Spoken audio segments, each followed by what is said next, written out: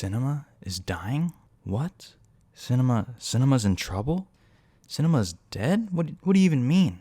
Well, Joey King has heard of everyone's concern.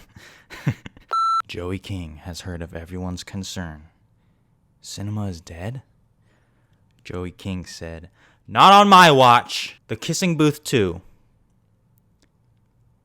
One of the worst sequels I have ever seen." Yeah, I know. I said in my last video that I wasn't sure if I was going to do my next video on The Kissing Booth 2 because with 365 days before and The Kissing Booth 2 now, my channel's really not starting off, the way I wanted to. But, to no one's surprise, Kissing Booth 2 has done very well, I guess, in terms of Netflix's top 10.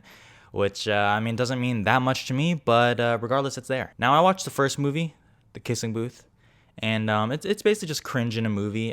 Yeah, it's really bad, but it's like an hour, 40 minutes or something off the top of my head.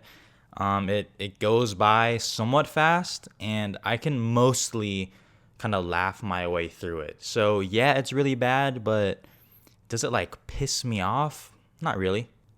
But this fucking thing does almost none of that. It's terrible. Let me just get one thing started here quickly. Let's start with the title. So, The Kissing Booth 2.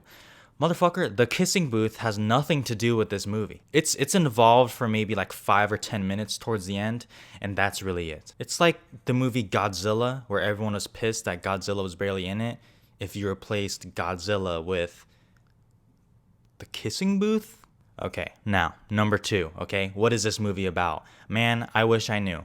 What is this movie not about is a better question, okay? There's a lot of bad movies out there, right? Let me, what's one off the top of my head? Fucking, I don't know, Artemis Fowl, sure, why not? Artemis Fowl is bad, okay? It is very bad. Would I call it incompetent? Personally, I don't think so. A lot of other people probably would because they hate that movie, which I think it's terrible. But incompetent, no. The Kissing Booth 2, oh yeah. There's a scene, right? There's some new guy in school that's insanely good looking, right? Shout out to all my ugly people out there, just like me. There's a scene where Joey King is being shown pictures or videos of this new guy. And she's by the PA announcer, where they make those school announcements. She doesn't know it's on. So the whole entire school can hear what she's saying. This isn't a spoiler, okay?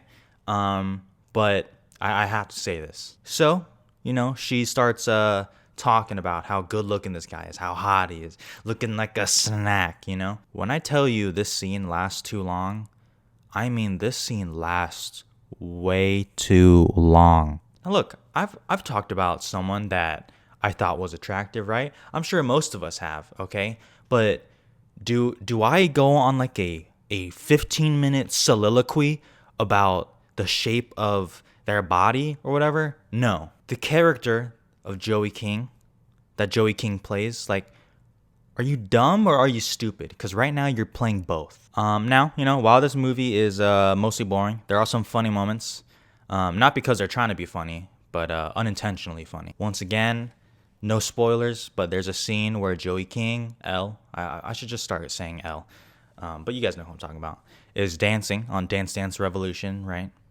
And, everything leading up to that, she's gone through some hardships, some tough times. So while she's dancing, you can see her dancing.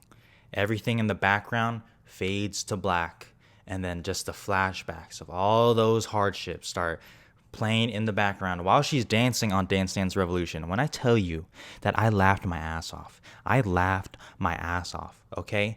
Quarantine has been pretty rough for me, all right? I think we can mostly agree on that. I was alone at home on a Wednesday. I don't know what day it is. I just completely made that up. But I was home alone in the middle of the day, and I was like, you know what, let me just watch The Kissing Booth 2. I'm just laughing my ass off on the couch on that part. So there are a couple moments like that. So, that's a little treat for you guys in the audience, I'm sure. But guys, that's not even my biggest problem with the movie. I can forgive dumb shit.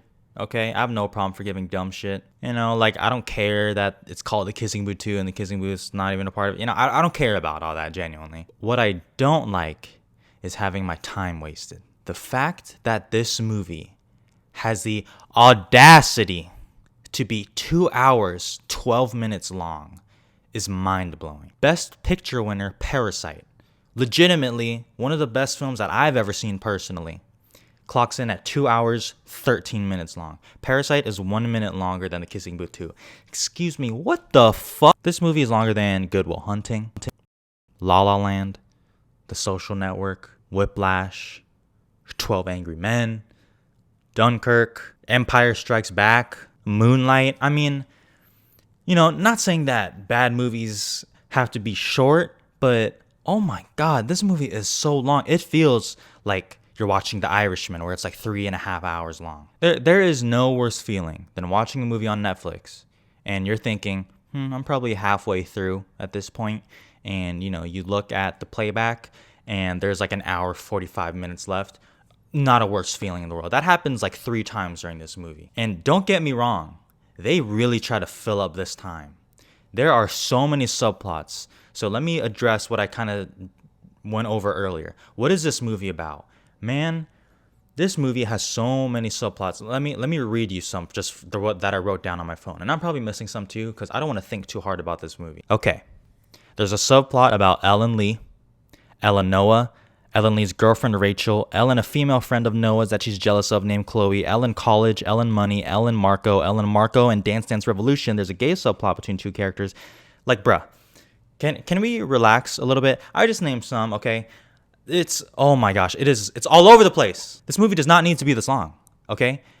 It really doesn't. Remove something, okay? Remove something. I don't know what you'd remove, or, I mean, what would you keep in? See? Okay, I need to calm down because I was in a decent mood today, and now I'm starting to get pissed off just thinking about it already. And look, I briefly mentioned it in my 365 days review. There's a 3rd one coming, okay? It's already in post-production. How is this possible? Who let this happen? I can't imagine the poor filmmakers that go to Netflix and have their story turned down so they can make 3 kissing booths. I mean, just end me, okay? Just end my life, all right? I mean, you already know what I'm giving this. This is a half star. This is an F, bruh. Okay, let me just... All right. Thank you guys for watching. I'm sorry for the lighting in here. My lights are like insanely harsh. I'm not this pale, okay? I promise. But yeah, thank you guys for watching. Subscribe. Stay safe out there. Still a pandemic. But yeah, I mean, the channel's off to a great start, right? 2 back-to-back Fs. Crazy times. Like, yeah, consider subscribing. I know there's like 9 of us, hey? There's like 9 of us right now. But yeah, be a part of something special?